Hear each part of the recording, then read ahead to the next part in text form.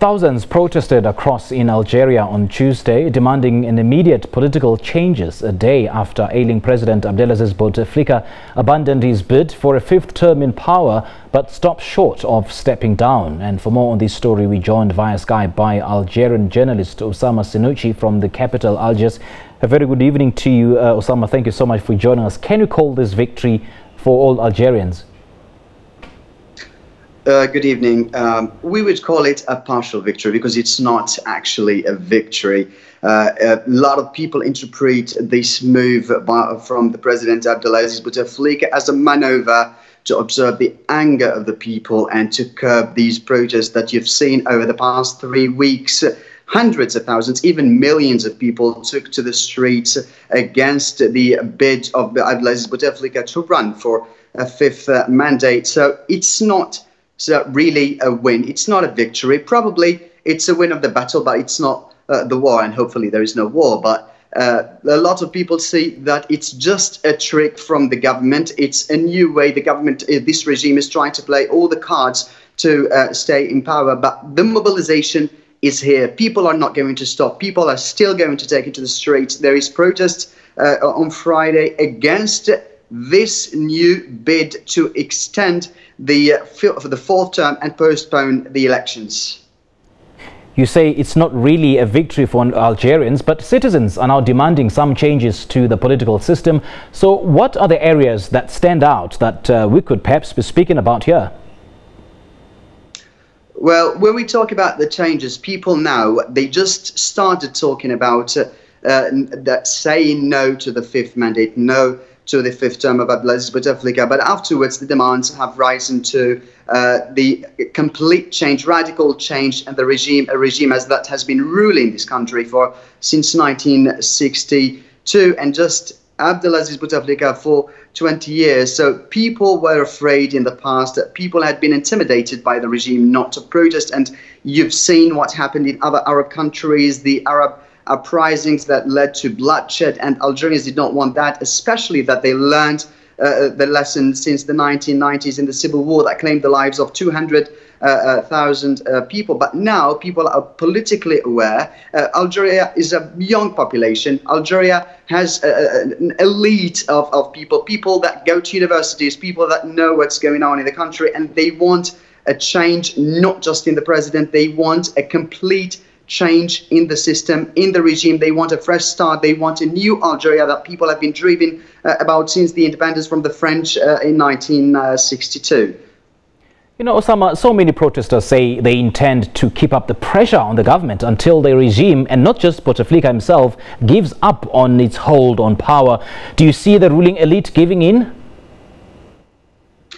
Well, it's a long shot. It's a long shot. But on the other hand, the people are not going to stop. The people have started taking the streets. And I tell you something about the Algerian mentality. Algerians do not change their stance. And since they've started, and since it's just growing bigger and bigger, we've seen millions of people here in the capital, Algiers, and other provinces, and they are not going to stop there. It's an opportunity. They see that they are shaking the regime. They see that they are threatening or worrying the regime, that they have started to play their cards to stay in power. But I don't think that Algerians are going to stop. They're going to still keep protesting, especially that you've seen that Algerians gave a lesson to the entire world in civism and organization and peace, that these protests came in a peaceful framework, and they did not threaten no security, no stability, no infrastructure. It was peaceful, and it's going to stay peaceful, but we're going to witness more protests until radical changes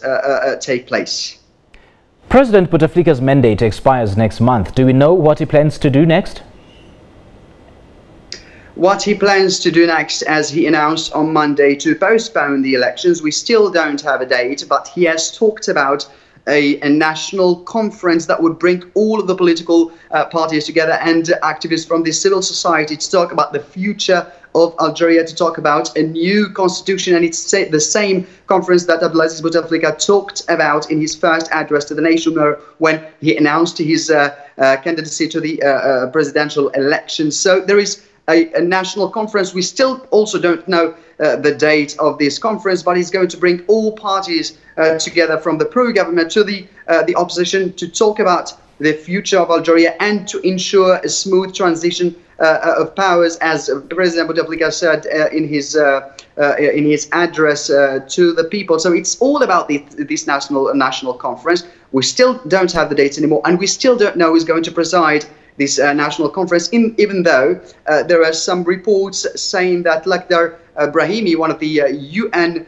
diplomats, Algerian UN diplomat, who was summoned by Abdelaziz Bouteflika and met him 2 days ago, and he spoke to the state-run TV today in an interview, and he said and refuted the theory of him presiding the conference, but he did not exclude the possibility, if he is asked by the government to preside this national conference. As I said, it's going to bring a new constitution, of course, subject to a referendum by the people, and we're going to see what this national conference brings up, if people accept to go for it.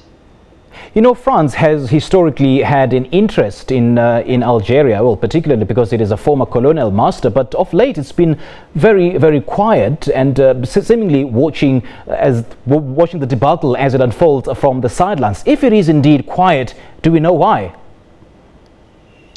I wouldn't say quiet, I would say cautious, because the French foreign ministry said a couple of days ago and praised the protest, the peaceful protest in Algeria. And even the French President Emmanuel Macron spoke yesterday about the protest, and he spoke about the move and the decision of Abdelaziz Bouteflika to postpone the election, saying that it's the best option to get the will of the people. But yeah, France, as you said, it's not quiet, but it's cautious. They are, of course, just following, because even the Algerians, in clear messages to France and to the EU and to the United States, especially after the United States as well, through its foreign ministry, said that the Algerian government should respect the will of its people. But the people themselves, as I said, they are politically aware, and they are aware if there is a foreign intervention, that's not going to end up with a best case scenario for Algeria. So if you see in the streets, if you see in the street protests, you see people with their slogans saying that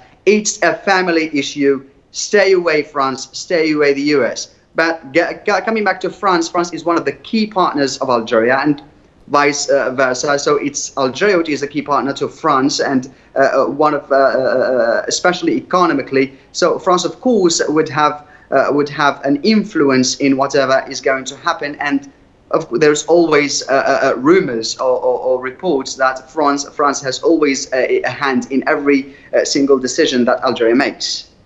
Do we know at this point the indications of who will run in President Bouteflika's place in next election?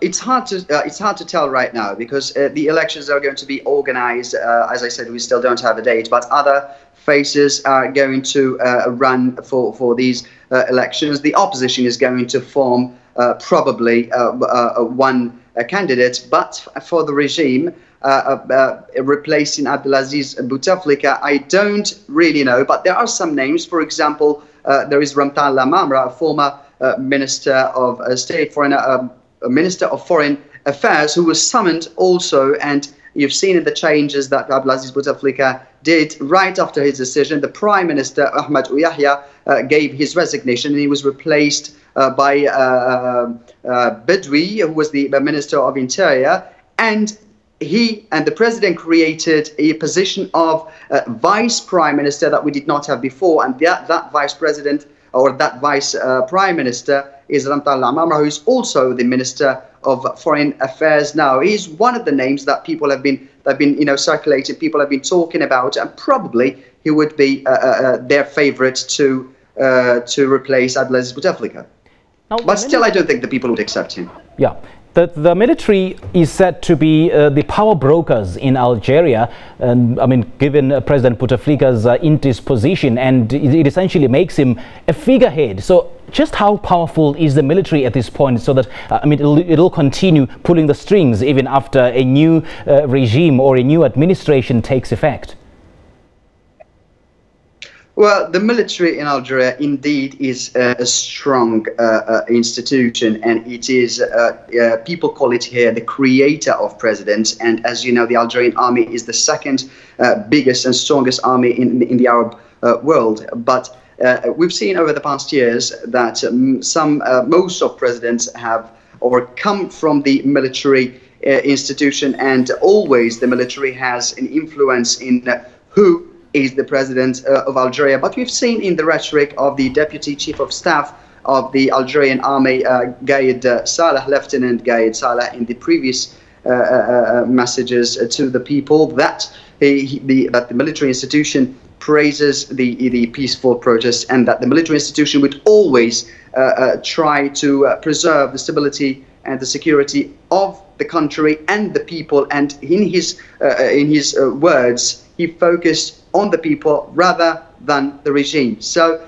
it's a clear message, or people interpret these the messages of the military institution, that it's backing the people, not the regime, because they can see that there's going to be a change. And if they keep going with the regime, there's going to be bloodshed in Algeria, and nobody wants that. So probably the military is going to support the people, and it's going to end up with a fresh change in the Algerian regime.